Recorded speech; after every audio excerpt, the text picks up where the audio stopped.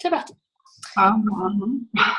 Bienvenue D'accord. au webinaire du 19 juin, donc sur la propriété incorporelle et intellectuelle, ce qui concernera donc les droits d'auteur, droits de marque, les dessins et les modèles. Le webinaire sera donc animé par Maître Frétel. Oui. Oui, elle est bien là. Comment nous allons procéder? Bien entendu, comme nous ne sommes pas des sauvages, nous allons présenter nos deux entreprises, donc la Rose des Ventes et le cabinet du maître. Et ensuite, Maître Frétel nous expliquera donc le droit d'auteur, le droit des marques et également les dessins et modèles. Alors, donc la Rose des Ventes est un cabinet de conseil en stratégie commerciale que j'ai créé il y a bientôt 2 ans. Je vous propose donc la création de stratégies commerciales lorsque vous lancez votre activité ou lorsque vos ventes stagnent ou baissent pour pouvoir réactiver un petit peu vos ventes.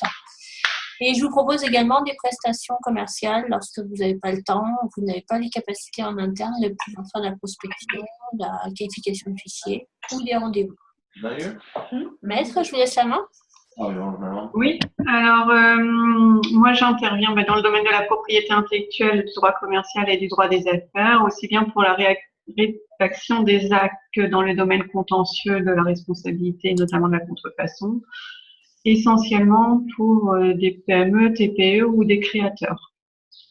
Donc je vais enchaîner tout de suite sur, si j'arrive. C'est peut-être Céline Taïti qui a la main sur le… Merci. Donc, sur les droits de propriété incorporelle, donc effectivement, comme on vous l'a déjà indiqué, on va parler droits d'auteur, droits des marques et droits des dessins et modèles, qui recouvrent la protection d'objets différents, c'est-à-dire que le droit d'auteur protège les créations artistiques, littéraires, musicales, graphiques, mais aussi les logiciels, les créations d'art appliqué et de mode, dès lors qu'elles sont originales. Le droit des marques protège votre signe ou votre logo, c'est-à-dire le signe qui rallie votre clientèle et qui distingue vos produits, donc qui est plus un droit à visée économique, tout comme le dessin et modèle qui protège l'apparence d'un produit, donc la forme esthétique donnée à un produit industriel ou en tout cas un produit du commerce. Je ne parlerai pas donc dans ce webinaire du droit des brevets qui est aussi un droit de propriété intellectuelle mais qui est un droit destiné aux innovations techniques et scientifiques et qui pour moi reste un domaine très spécifique de la propriété intellectuelle. Si vous êtes concerné par cette matière, je vous invite à vous adresser à des spécialistes parce que c'est vraiment un domaine de spécialistes. Je rappelle qu'il existe sur le territoire national, mais aussi communautaire, un principe d'unité de l'art, c'est-à-dire que vous pouvez cumuler pour un même objet la protection du droit d'auteur avec la protection du droit des marques ou la protection du droit des dessins et modèles. Donc, bénéficier cumulativement des différents droits de propriété intellectuelle. Donc, concernant le droit d'auteur, j'ai toujours pas la main pour passer, désolée. J'y continue. Ouais. Concernant le droit d'auteur, donc je vais utiliser donc le plan qui va être le même pour la présentation de tous les droits de propriété intellectuelle.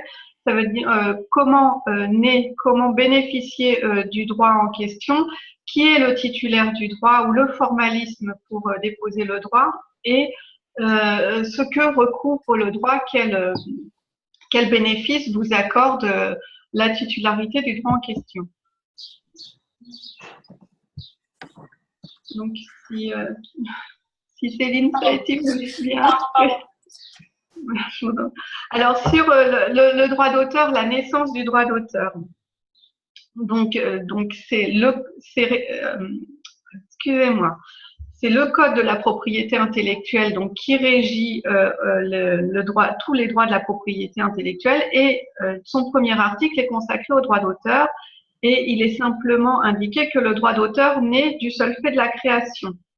C'est encore la diapo suivante, Céline, s'il vous plaît.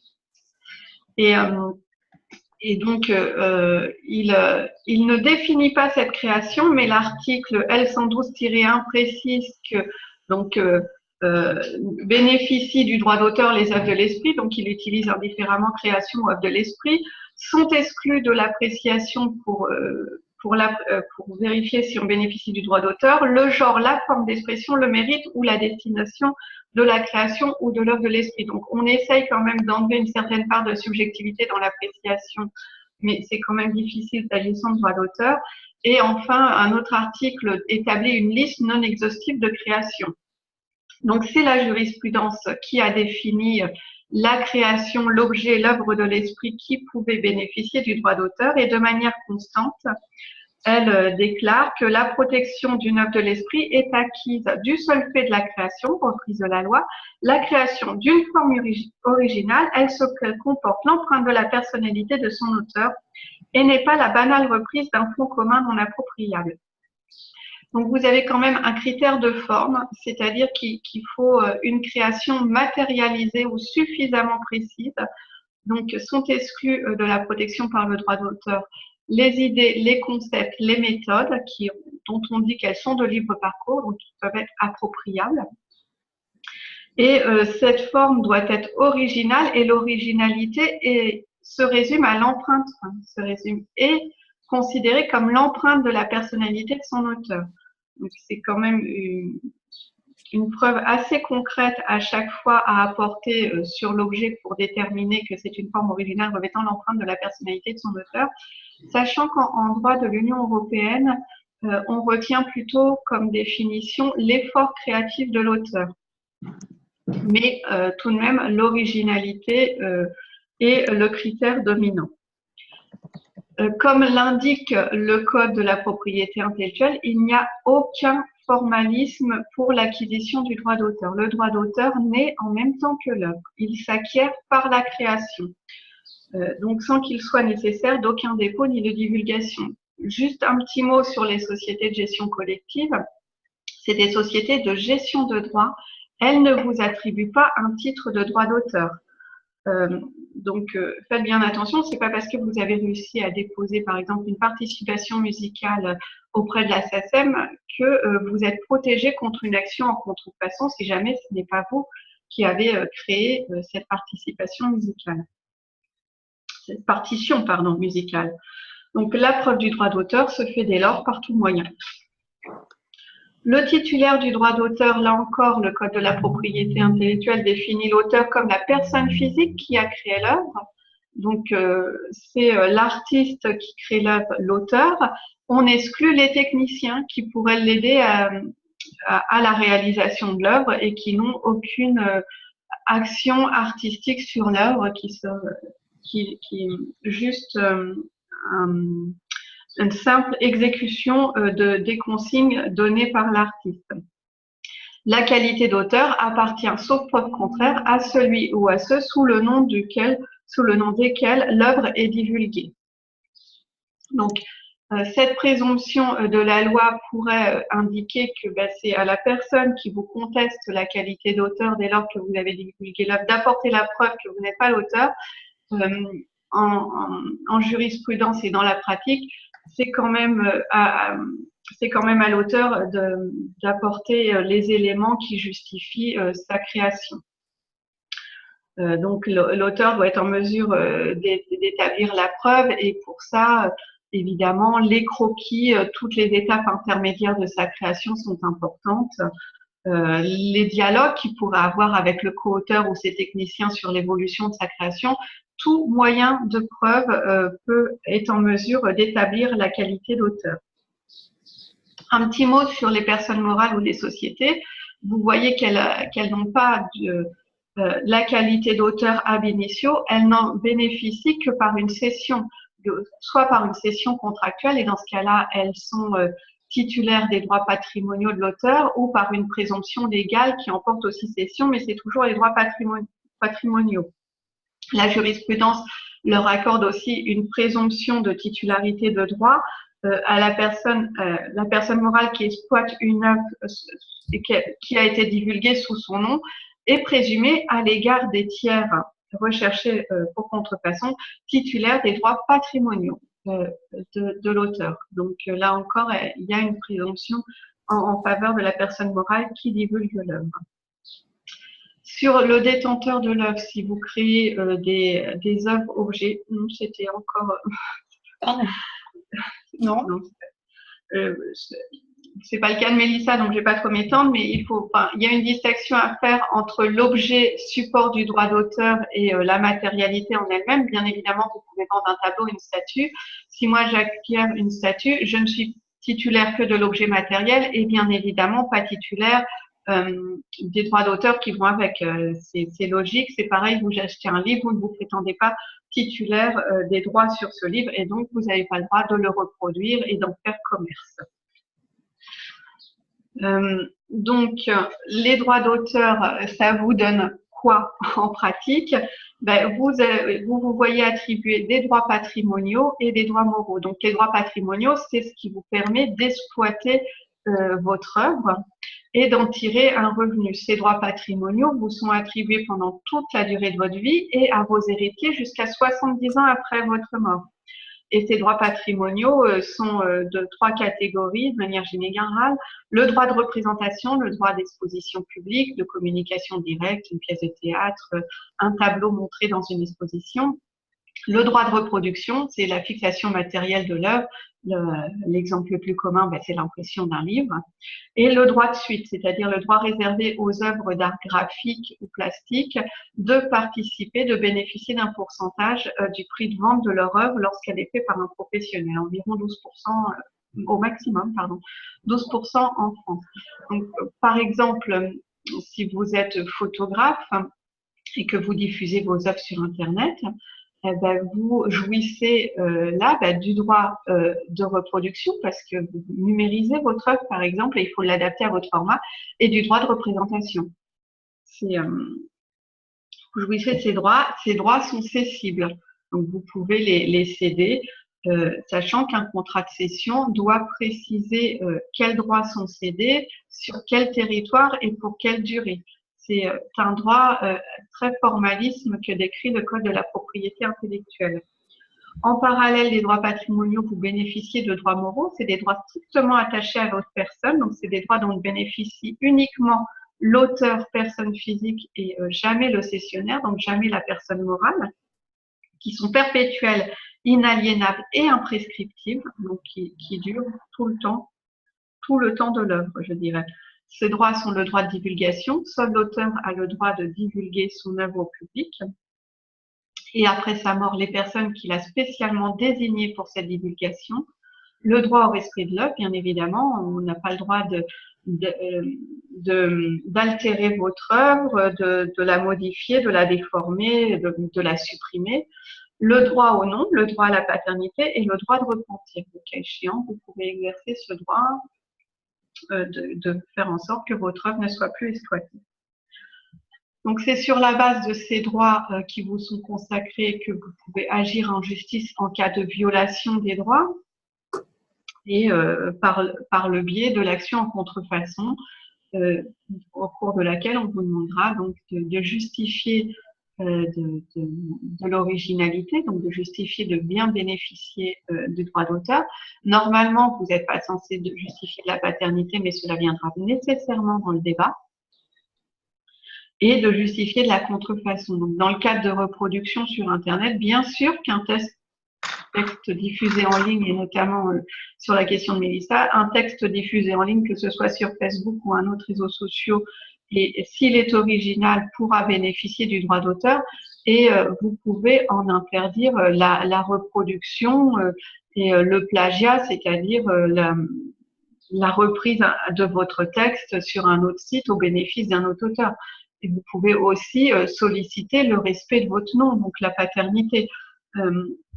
Tout ça entre dans le cadre d'une action en contrefaçon en justice et pour pouvoir respecter vos droits, je vous conseille de faire des constats sur Internet de la reproduction de vos écrits pour apporter la preuve de la contrefaçon. Et dans ces cas-là, ce qui compte, c'est la date de publication de l'auteur initial par rapport à la date de la nouvelle copie, par exemple. Oui, oui, effectivement. Enfin, dans la preuve des droits dont tu bénéficies, parce que pour justifier que tu es auteur de l'œuvre, forcément la date est importante parce que si tu peux pas être auteur d'une œuvre divulguée avant, forcément par quelqu'un d'autre. Bah oui, c'est pas facile. Donc, oui, non, mais voilà. Donc la date est vraiment importante. C'est pour ça que les brouillons, des fois, c'est important ou les envois, les corrections, même des attestations. Ça peut être fait par attestation. Hein, c'est pas tout moyen. Je vois qu'il y a un commentaire. Je me permets de regarder. Non, c'est pas. Quand vous mettez en ligne sur un réseau social, vous acceptez qu'il soit divulgué au public. Mais par contre, le droit de reproduction continue à exister. C'est-à-dire, vous exercez votre droit de divulgation et le réseau social s'octroie certains droits du fait de ses conditions générales, mais le droit de reproduction, représentation, il subsiste et n'importe quel utilisateur du réseau social ne peut pas le reproduire. Et si reproduire, par exemple, dans l'exemple d'un blog, un blog qui fait 1200 mots, une taille qu'on conseille fortement pour un blog, et qu'une personne en recopie 10% ou 20%, est-ce que c'est considéré comme plagiat ou pas?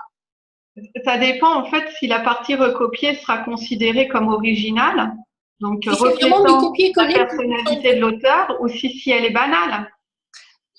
si c'est 10% du copier-coller de l'auteur où il explique une théorie, où il explique réellement son concept sur ces 10%-là, est-ce que ce faible pourcentage-là peut suffire Oui, oui, le faible pourcentage peut suffire si le style, enfin si c'est original, c'est-à-dire si le style, la personnalité de l'auteur est reconnaissable. Par exemple, si c'est un auteur qui a beaucoup d'humour ou qui utilise des formes syntaxiques très particulières ou qui emploie un vocabulaire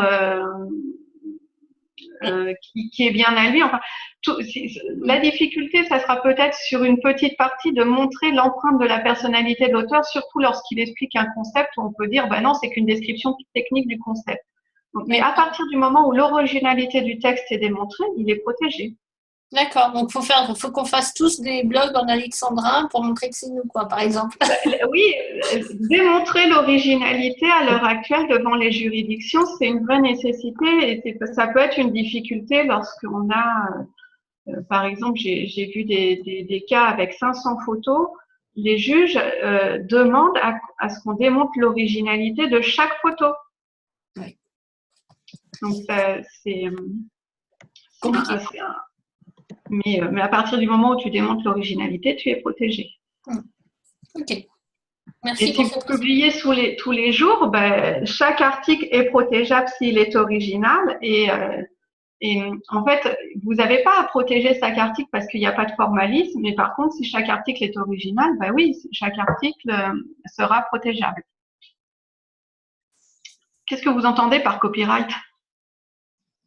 Il n'y a pas, en fait, il n'y a pas de formalisme, il n'y a pas à mettre de copyright, il n'y a pas. Après, ça sera peut-être un problème de preuve pour vous, mais encore que quand vous publiez tous les jours, vous avez la date de publication. On n'a pas à payer pour protéger un écrit, pas pour le droit d'auteur. C'est une protection qui naît de la création. Et qui est innée, en fait. À partir du moment où on publie, c'est protégé. Voilà. En fait. Dès que la création existe, le droit est là. Ok. Bon, je continue sur le droit des marques. Allez, on continue. Ok. Alors, le droit des marques, bon, ben, c'est un signe dont je disais tout à l'heure qui est un peu plus économique. C'est le signe de ralliement de votre clientèle. Pour le droit européen, la fonction essentielle de la marque, c'est de garantir au consommateur la provenance du produit. Donc, c'est un outil de communication et ça peut être important pour votre réputation. Donc, je déroule, comme j'ai fait pour le droit d'auteur, les signes protégeables. Là, le code de la propriété intellectuelle a été un peu plus explicite sur les signes protégeables et sont protégeables les dénominations sur toutes ces formes, les mots, assemblages de mots, les noms patronymiques, les noms géographiques à condition qu'ils ne créent pas de confusion avec une appellation d'origine et qu'ils ne soient pas déceptifs ou trompeurs. Les lettres, les chiffres, les sigles, les devises, les slogans, les signes sonores à condition qu'ils puissent être retranscrits littéralement ou graphiquement par le biais de notes musicales. Donc, par exemple, les cris d'animaux ne sont pas protégeables. Les signes figuratifs tels que les dessins, l'étiquette, mais aussi les figurines. La figurine Lego, excusez-moi, a été protégée. Les dispositions de combinaison de nuances et de couleurs. Et enfin, toute combinaison de ces signes. Donc, pour le nom patronymique, sachez quand même que si vous le déposez à titre de marque, vous patrimonialisez votre nom.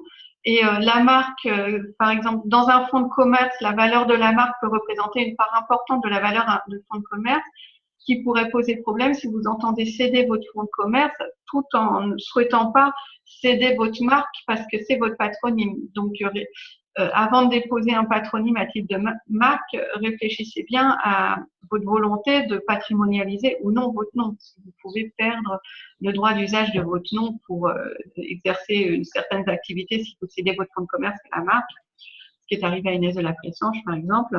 Oui. Et ce qui est logique, parce que c'est quand même un droit économique qui a une valeur patrimoniale. Donc, effectivement, si vous le cédez, c'est pas pour l'utiliser à côté pour une nouvelle activité. Donc, voilà, il faut le savoir. Et puis, faites attention lorsque vous déposez une marque patronymique, surtout pour vous, mesdames, envisagez toujours le pire si vous êtes mariés, si vous divorcez, que vous devez toujours avoir votre nom d'entreprise au nom de votre ex-mari. Ça peut être un petit peu compliqué à gérer. Donc, voilà, ça fait partie des démarches lorsqu'on crée son entreprise. Moi, à titre perso, je n'ai pas pris mon nom de famille pour plein de raisons, dont celle-ci. Oui, c'est vrai qu'après, si le mari refuse que vous continuez à utiliser votre nom d'usage… C'est des efforts de communication, de marketing qui ont été faits pendant des années qui se réduisent à néant et c'est un petit peu dommage de repartir à zéro. Exactement. Donc, votre signe doit être distinctif, c'est-à-dire qu'il ne doit pas être la dénomination courante de l'objet qu'il est censé protéger. Vous ne pouvez pas déposer le signe pile pour pile. Vous ne pouvez pas vous approprier le vocabulaire commun et empêcher vos concurrents d'utiliser ces mêmes vocabulaires pour décrire leurs produits. De même, je vous ai mis une jurisprudence, il y a l'expression beurre tendre pour désigner du beurre facile à tartiner dès sa sortie du réfrigérateur n'a pas été jugé distinctif. Il doit être aussi disponible. Et ça, on va le voir avec les signes interdits. Donc, c'est pareil, le Code de la propriété intellectuelle a fait une liste de signes interdits qui à mon avis, c'est pas très contraignant. C'est les armoiries, drapeaux, autres emblèmes d'État et pays de l'Union. Évidemment que c'est interdit parce que ça peut être déceptif, de même que la Croix-Rouge. Les signes contraires à l'ordre public, les gros mots, Puta Madre a été interdit.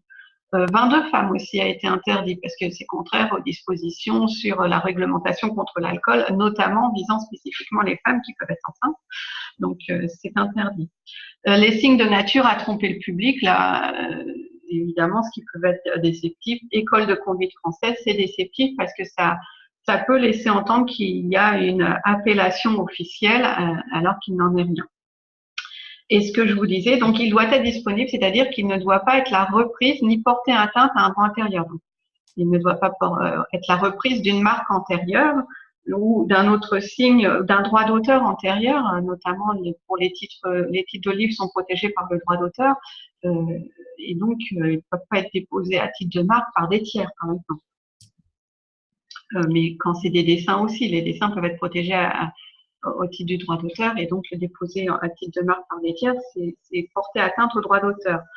Vous ne pouvez pas déposer le nom patronymique d'un tiers, vous ne pouvez pas non plus déposer une dénomination sociale ou une enseigne d'une entreprise.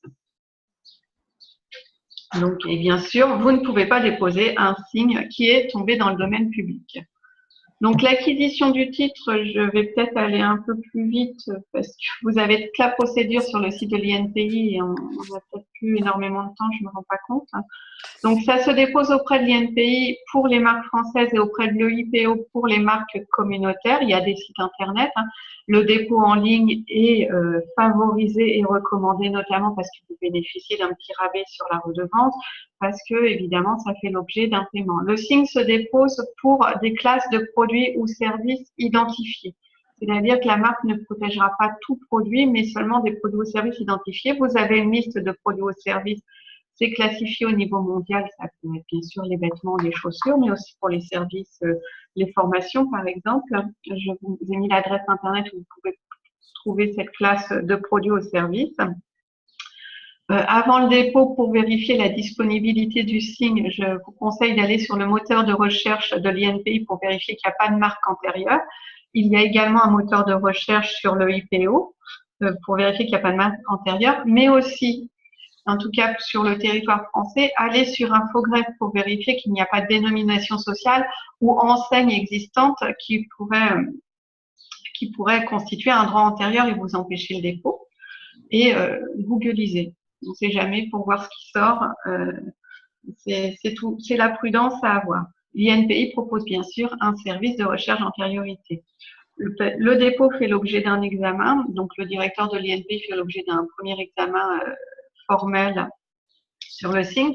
Mais surtout, il ouvre droit au titulaire de droit antérieur à une opposition. C'est-à-dire que dès lors que vous faites une demande de dépôt de marque, elle est publiée au bulletin officiel de la propriété intellectuelle et dans un délai de 2 mois, tout titulaire de droit antérieur peut faire opposition à l'enregistrement de votre marque.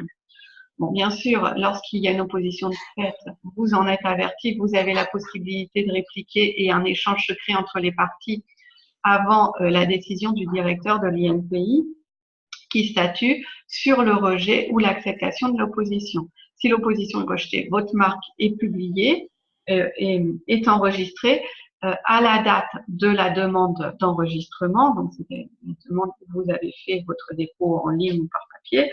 Si la demande d'opposition est acceptée, la marque ne sera jamais enregistrée et vous devrez capitaliser sur un autre signe. Donc, cette recherche d'antériorité que je vous conseille de faire, elle est bien évidemment préalable à tout dépôt et surtout à tout investissement et communication sur le signe. Parce que en cas d'opposition, ben, vous êtes obligé de changer de marque.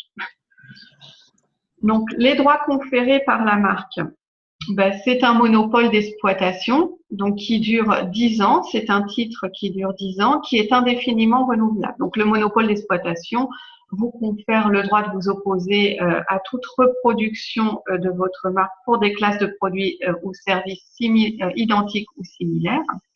Ça vous donne aussi le droit de vous opposer à la suppression et la modification d'une marque que vous avez régulièrement imposée sur vos produits. Et en cas de risque de confusion, vous pouvez aussi solliciter l'interdiction d'une marque qui imiterait la vôtre. Bien sûr, c'est un titre qui peut faire l'objet de cession, concession et de licence. Donc c'est un droit patrimonialisable. Juste une petite remarque en droit communautaire sur la théorie de l'épuisement des droits. C'est-à-dire que sur le territoire de l'Union européenne, vous ne pouvez pas vous opposer à la libre circulation de produits marqués que vous avez vous-même mis en circulation. Donc, quand bien même vous l'avez mis en circulation en France, vous ne pouvez pas exiger qu'il ne circule uniquement que sur le territoire français. Et si un de vos distributeurs le vend en Allemagne, si vos contrats ne prévoient rien en ce sens, eh ben, la théorie de l'épuisement des droits s'appliquera et vous ne pourrez pas solliciter une contrepartie supplémentaire pour cette vente, ni vous opposer à cette vente en Allemagne, par exemple. J'en viens, à moins qu'il y ait des questions sur le droit des marques, sinon on passe au dessin et modèle. C'est bon. Non? Alors, les dessins et modèles. Donc là, c'est l'apparence d'un produit technique ou en tout cas un produit industriel qui est protégé. Donc, le dessin, c'est les 2 dimensions et le modèle, c'est les 3 dimensions.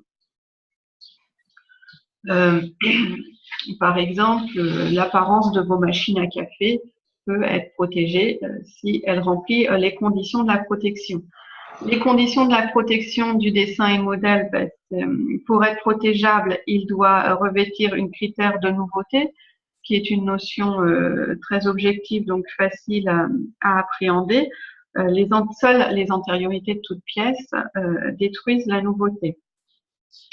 Cette nouveauté s'apprécie par rapport au domaine public, à ce qui a été divulgué antérieurement. Et donc, faites attention parce que par rapport à ce domaine public divulgué antérieurement à votre demande de dépôt, votre propre divulgation de dessins et modèles sont prises également en considération. C'est-à-dire qu'on peut vous refuser un dépôt pour défaut de nouveauté en raison d'une divulgation du modèle dont vous cherchez la protection que vous avez vous-même effectué. Il y a une tolérance toutefois. Si cette divulgation est à moins d'1 an, vous pourrez le protéger. Au-delà d'1 an, vous ne pourrez plus protéger. Donc, faites bien attention à ça, à ce qui circule sur vos créations, parce que elles pourraient vous empêcher l'accès à la protection. Céline, si tu veux bien. Oui, bien sûr, excuse-moi. 5 minutes. Voilà, merci. Il y a aussi la notion il faut qu'il soit nouveau et qu'il revête un caractère propre, c'est-à-dire qu'on est toujours, en fait, c'est des notions extrêmement similaires. On est là sur une impression visuelle d'ensemble. Il faut qu'il se distingue suffisamment du domaine public ou des dessins et modèles précédemment divulgués à la date de demande d'enregistrement.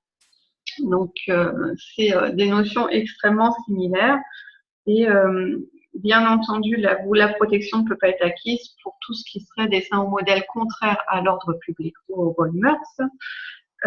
Et vous ne pouvez pas non plus protéger l'apparence d'un produit imposé exclusivement par la fonction technique de ce produit. Ce qui est évidemment parce que ça requiert quand même une notion de création. Et puis surtout, vous pouvez, si c'est une apparence dictée uniquement par la fonction du produit, ben, vous ne pouvez pas empêcher vos concurrents qui commercialisent le même produit ben, de le commercialiser en protégeant l'apparence et en créant un monopole sur cette apparence, c'est impossible.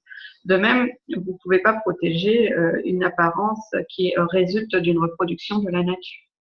Parce qu'encore une fois, vous ne pouvez pas vous approprier ces éléments qui appartiennent à tout le monde. Le dessin et modèle fait aussi l'objet d'un dépôt, donc là aussi c'est un titre et il y a un formalisme pour obtenir la protection, toujours auprès du directeur de l'INPI, enfin de l'INPI, pardon, c'est le directeur qui prend la décision, mais vous inscrivez auprès de l'INPI.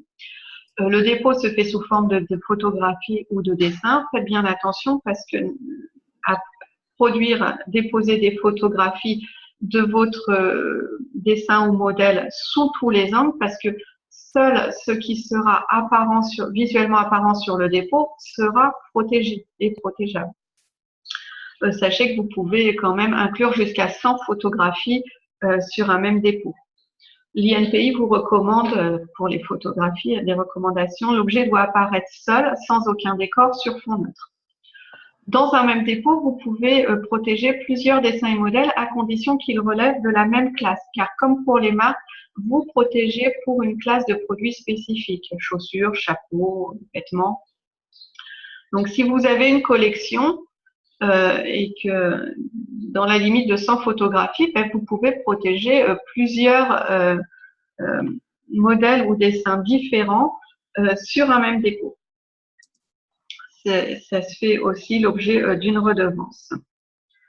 Le dépôt fait l'objet d'un examen auprès du directeur de l'INPI. Il n'y a pas de procédure d'opposition cette fois, mais une action en revendication peut être faite si le dessin ou modèle a été déposé par une personne qui ne disposait pas des droits. Donc, le créateur dont les droits ont été violés peut agir en revendication, c'est-à-dire s'approprier votre dépôt. Sur le titre, sachez qu'en droit de l'Union européenne, vous avez maintenant, ça fait quelques années, un droit de dessin et modèle qui est le dessin et modèle communautaire non enregistré. Donc, vous bénéficiez du droit de dessin et modèle, même si vous ne l'avez pas enregistré, à condition qu'il ne soit pas divulgué depuis plus de 3 ans. Donc, ça peut être important à savoir parce que des fois, comme je vous ai dit, le droit d'auteur se cumule avec le dessin et modèle. Des fois, il est plus facile de rapporter la preuve de la nouveauté que de l'originalité. Donc, si vous n'avez pas protégé, mais que vous êtes dans le délai de 3 ans, vous n'avez pas besoin de titre pour obtenir la protection par le dessin et modèle. Les droits conférés, c'est un monopole d'exploitation, à l'instar du titre de marque. Ce droit est acquis pour 5 ans protégeable par période successive de 5 ans dans un maximum de 25 ans. Là, ça peut pas être perpétuel. Et donc, vous bénéficiez de l'action en contrefaçon s'il y a une reproduction, une violation, une altération de votre dessin ou modèle. Est-ce qu'il y a des questions sur le dessin et modèle? Ou des questions en général? Non? Mélissa, des questions? Non? Alors, peut-être juste pour un mot pour conclure, si le temps nous le permet. Ouais, sachez que si vous ne pouvez pas bénéficier d'un titre de propriété intellectuelle, il y a quand même encore le moyen de protéger vos créations